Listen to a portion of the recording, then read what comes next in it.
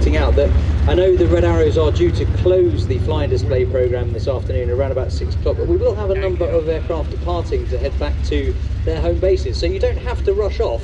If everybody rushes off at the same time after the Red Arrows, it will be a bit of a traffic nightmare. Simply you don't get stressed in a very hot car as you sat in traffic to leave. Everyone leaves at the same time.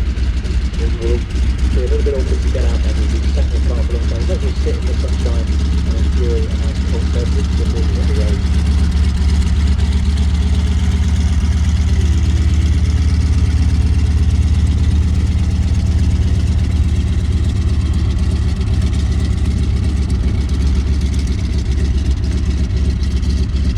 So the aircraft you see backtracking the runway locking incorporation as a business tool. Obviously America's a big place, the driving there or taking the train, it's going to take you a long time to get around. So they quite quickly realised when airplanes became advanced enough to make them safe, they wanted to use them as business tools. So this aircraft design... As he got airborne, there was no one on the wing, ladies and gentlemen. Now look, on the top of the wing of that biplane, giving us a big wave.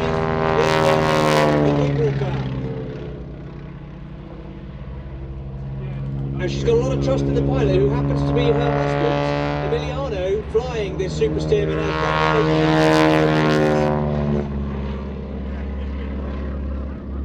on top of the wing, pulling probably around about 4G in some of those manoeuvres. And look, she's still managing to wave her arms as she's being faced by about 120-mile-an-hour airflow and also being put under those G-forces as she's strapped to the top of this vintage biplane. As she comes in for this pass, not only is she waving her arms, she may well have her leg extended in front, keeping it there as she's facing all of this. Oh, he's actually going upside down with her. She's upside down. Give her a big wave, everybody! There you go, her leg is stretched out. She's giving us a negative G as she pushes away. She's still strapped to the top of the aeroplane, waving her arm. Just imagine the amount of force she's facing with that 120-mile-an-hour plus airflow going right straight into her body. Lots of flies, no doubt, hitting her face. I know she was wearing goggles, but even so, that must hurt a bit when a fly comes and hits you at 120 miles an hour. Yeah, I was actually just thinking, if you ever wonder what it's supposed to be like being inside a tumble dryer, I suspect if you ask Danielle when she gets back down again, you'll get some idea. Big waves now as Danielle is unstrapped from the harness. She's waving at us. She's now standing on the top of the wing. You can see her left leg is at the trailing edge, her right leg is at the leading edge of that top wing, but she's moving again. So as Emiliano is flying the aircraft around, Danielle is actually positioning herself around the aircraft's top wing. It looks like she's now standing on top of the front cockpit of the aircraft. Big wave to Paul Bonhomme as he taxis out in the Fury in front of us.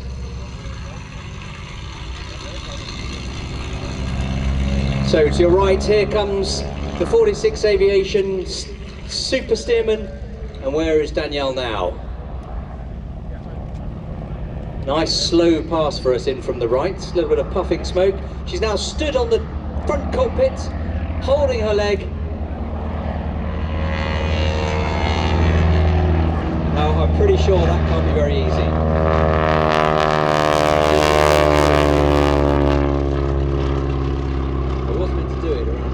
I was offered to do some wing walking, but I just dislocated my shoulder, so I thought it wasn't a very wise idea.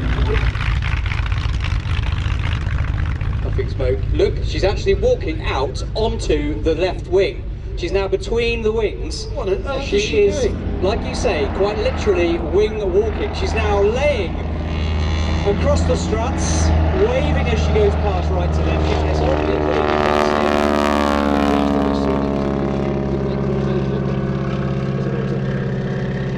There you go, you can see the silhouette as they climb up to her left. That is Danielle stood on the lower wing now of that Stearman. Yeah, you might add actually that you can't see them from here, but there's some very, very strong streamlined metal cables, not cables. Stressing wires? Stress wires, we'll call them stress wires for now. So those strung between them, she's hanging onto those for grim death, I would imagine.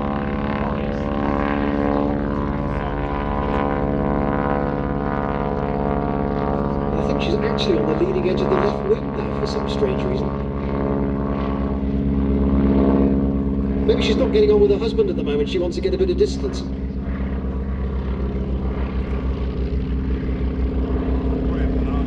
an extra 330 SC, so a very experienced pilot. And that's what I call a toy box. He has got indeed very good toy box. Here she comes. She's diving down now. She's doing the Superman as Emiliano pulls up into a loop. She's still laying over those stressing wires on the left wing. Vertically down now.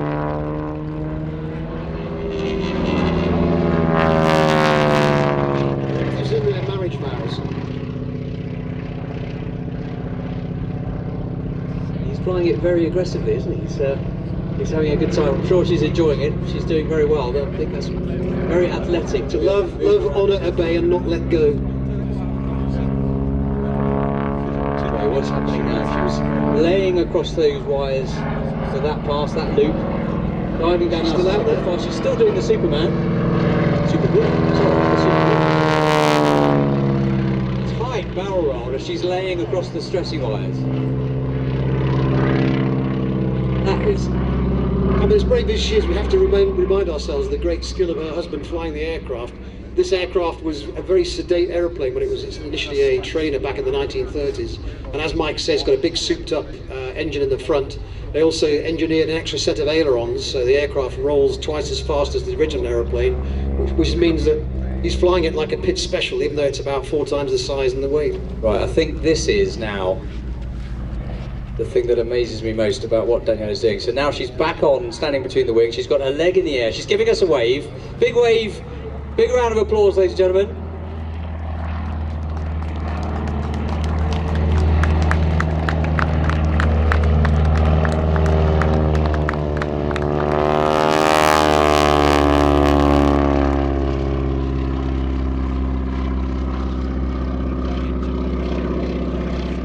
How much do you think it affects the balance of the aircraft, Mark, with her out on the left wing? Do you think it's going to affect the trim? It's going to want to, extra weight on that left wing is going to want to roll the aircraft? Well, that's probably being a little bit impolite to the lady. She's that made a significant I'm going to reduction. interrupt you here, Mark, because this is where, ladies and gentlemen, you need to have your cameras ready for this next pass from right to left. Danielle has now got her legs on the aircraft. She's hanging upside down from that lower wing, flying in at around about 80 miles an hour. She's got her arms outstretched. Please, big round of applause for Danielle. She's hanging upside down from the wing of a biplane. What's even more interesting, watch this. Look how strong, let's look at this. Fully vertical to be sat upright. It's just so incredible to watch. It's so impressive. I'd never seen that before yesterday, and saw it yesterday. What an athlete. I mean, as I say, I can't do a sit-up on my bedroom floor, let alone with 120 knot. But she's now back on the wing after that upside down pass. She's waving there now. Now is definitely the time while she's not upside down. He's giving us a bit of a knife edge towards. Big wave, everybody!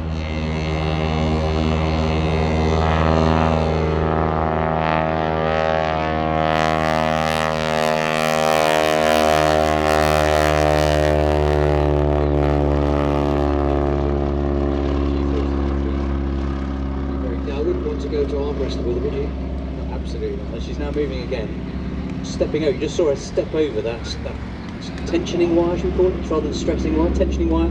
She just stepped in, so maybe she's getting back in the cockpit now, ready for the landing.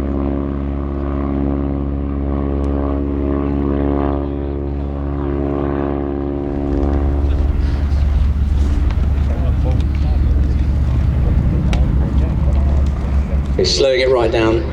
A little bit of left wing down so you can see the runway, slow the aircraft down, give it some nice handling, ready for the touchdown. Striking paint scheme on that Stearman. Danielle in the cockpit. Ladies and gentlemen, please put your hands together for 46 Aviation, Emiliano and Danielle De Bueno. Mind-blowing. That is truly a magnificent feat. So they will be taxiing past shortly to everybody in front of the crowd, so I think Danielle will get back on the wing, so please do take lots of pictures, give her a big wave as they taxi in to park. Now, I can just hear something very powerful at the end of the runway. Next up we have to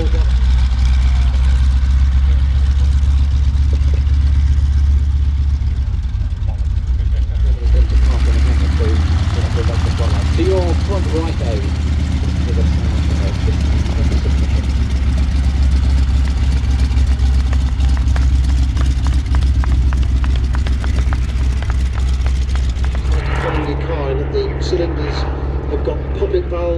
valves that pump up and down, allowing the air in, and the exhaust valve, the exhaust air out.